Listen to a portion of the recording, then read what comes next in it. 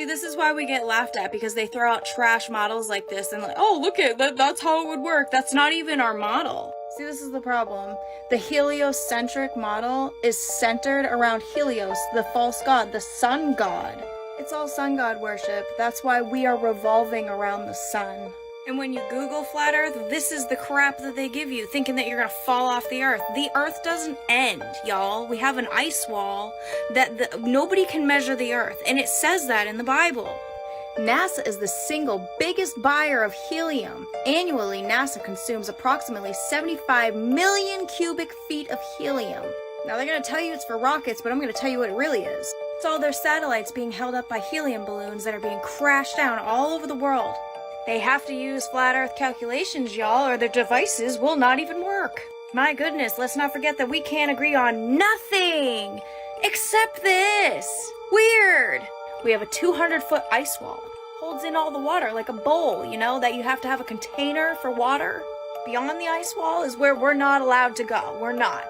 Cost $10,000 to go there with governmental approval. There's more land and resources they don't want us to know about. Film all their Disney animation in this pool. Weightlessness. And if you're a Bible believer, you need to stop trying to fit that globe into that book, because you know it's a flat earth book. There ain't a single image that they've produced that ain't Disney cartoon CGI crap. Why is it that so many people believed flat earth before and now all of the sudden it's a ball? If the sun was really 93 million miles away, we wouldn't see angled sun rays. All of their rockets are launched into the ocean. Oh, would you look at that? Put it right in our face. Did you know that NASA was partnered with Disney? No, I wasn't kidding. Is the mathing yet? How about now? No, wait. Now. Now? Okay, wait, no. Now. This operation has been going on for years, y'all. Yeah, no, definitely 93 million miles away, absolutely. Sundials, not Earth dials, because the sun moves, not us. I was really putting it in our face for years. Nothing to see here. Nothing to see here. I got my eyes shut.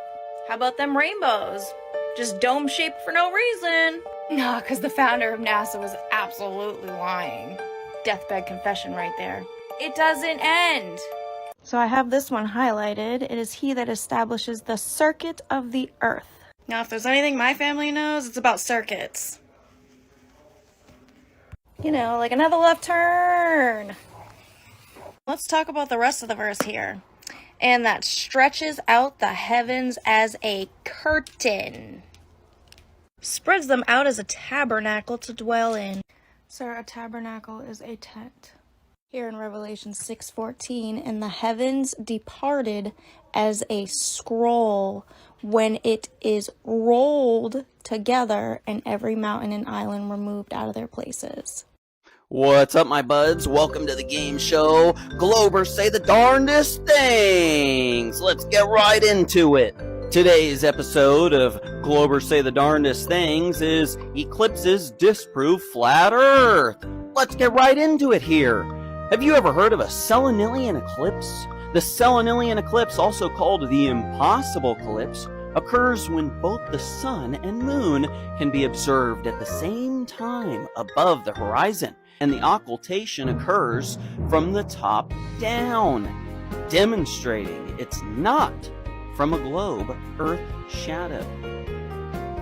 I'm sorry, ladies and gentlemen, but that debunks the theory that somehow eclipses disprove flat Earth. Sorry, it doesn't. Try again, maybe next time on Globers Say the Darndest Things. Stay flat, my buds. Say something when we learn something from a young age, and it's served to us on a silver platter, and it's also shown in movies and shows and literally everything. This is called brainwashing. Like it or love it or hate it. That's what this is. Now, so many verses in the Bible that talk about the face of the earth, so you can pause. I'm not going to take much time out of this, but I'm going to point out a couple things. Face of the earth, face of the earth, face of the earth, face of the earth. Now check this one out. Check this one out. For 7 days, and I will cause it to rain upon the earth 40 days and 40 nights, and every living substance that I have made will I destroy from off from off the face of the earth. Now, I guess this is really just going to believers, because unbelievers probably don't read the Bible much anyways, and don't realize that God doesn't make mistakes. And I don't think there's this many mistakes. I really don't. I really do not believe that. Okay. But living substance that I've made will I destroy from off the face of the earth. How are you taken off the earth if it's just a never-ending roundness? You just keep traveling around and around and around and around and around and around and around and around. The whole thing of a face, like if you're thinking of a face of a compass, if you're thinking about a face of a compass, there's going to be a point where you can fall off that face. If you're thinking of the face of a watch and coming off of that face, that's actually possible, right? But if you're on a round earth held down by gravity, how the heck are you going to be destroyed from off the face of the earth? You can't. Period, you can't. And disregard the ice wall and the firmament right now. If this is referring to that of like a face of a watch or a compass, if this is the face of the earth, like the very simple thing you could refer to, Occam's razor, simplest answer tends to be the right one. This is a visual for people. This is not by accident. The face of the earth, like the face of a watch or the face of a compass. Something can actually fall off of that. Like if, period. If you were to set a feather on a face of a watch and blow at it or something, it would fall off. For example, but if you've got a feather tied down by gravity, which, anyways, just an example, and the thing is round, it's just going to keep going around and it's never going to actually come off. So just an example. But, we've got density and stuff too, which is why balloons float and things like that. It's called density. So it's called density, and gravity's still a theory. But anyway, keep going, more and more and more. Listen, I'm not trying to tick anyone off here, but I mean, if, this obviously is rubbing, two dudes right now the wrong way. And so I know they're not the only ones. So, hey, here we go. This is just simple stuff, like just simple thinking. No need to overthink it. Going. From the face of the waters. Had gone from the face of the earth.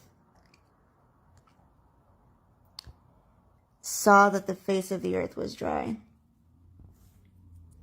Well, I mean, if he had a telescope, he could actually see that on a flat earth, that all of the earth was dry. But if it's actually a globe earth, you can't actually see that all the earth is dry, because you won't be able to see over the curve. But in real life, if you get a telescope and keep zooming in, you don't actually lose anything. It's all there. It just seems to disappear because of the vantage point. But anyways, it keeps going. And then once again, we have, hold on. No planet is smaller than the face of the earth. For mischief did he bring them out, to slay them in the mountains and to consume them from the face of the earth. So shall we be separated, hold on. As we're 2 cubits high in the face of the earth. Hold on. Here's another verse. Destroy thee from off the face of the earth. When you think about off of a face, you think of something flat. That's how you get off of something. Period. This is just simple. Very, very simple. Very, very simple. But the simple escapes brainwashing. It just is what it is, I didn't do it. I didn't brainwash. I was brainwashed. Okay, I was brainwashed. Okay, that's it. You ain't gonna believe this. I found a parachute. Great big old white thing down there. But we're in the middle of the pasture. One set of tracks coming out. I don't know. Winch him out with the Ranger and see what the fuck that thing is. Can't pull it out of there. I don't know. There's the tracks going out to the road. Yeah, I'm back for round 2. I don't know what the heck that is. It's a long ways up there.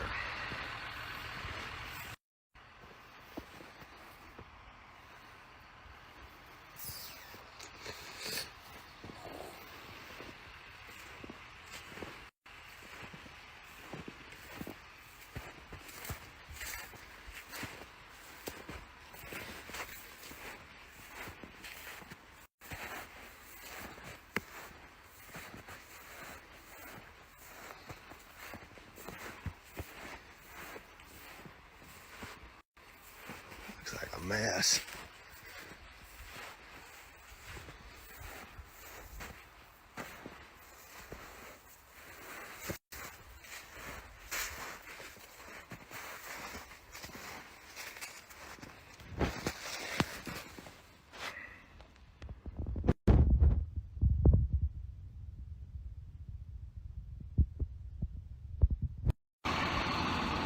We're back to the tractor anyhow.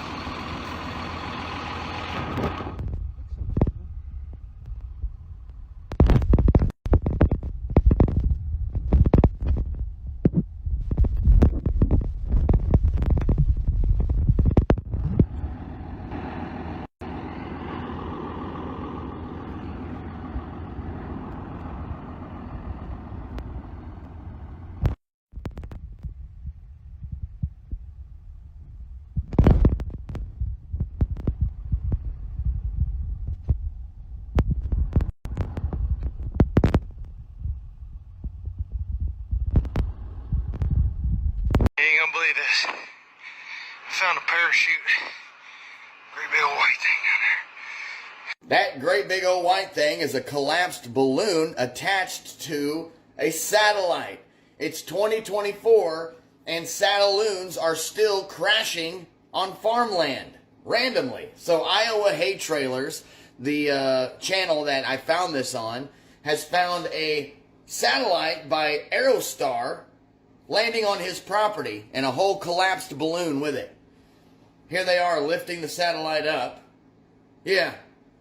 Satellites are still being launched by balloon in 2024. And that's no mystery. Here's a photo from Aerostar's website. They pride themselves on launching Satelloons. At Aerostar, we've been challenging the limits of technology since 1956. Working at the forefront of high-altitude research with the universities, the military, Google, and NASA. And we're not stopping there. Not even the sky is the limit. And it's funny because Google says that you can see satellites passing, looking like a star moving around in the sky.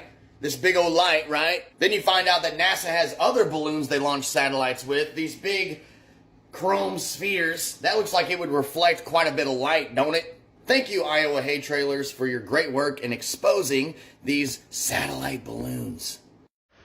One of the biggest problems we come across when we're trying to explain the flat earth model to people is that they automatically assume they would never be lied to on a great scale by government, corporations, religious institutions, and on, right?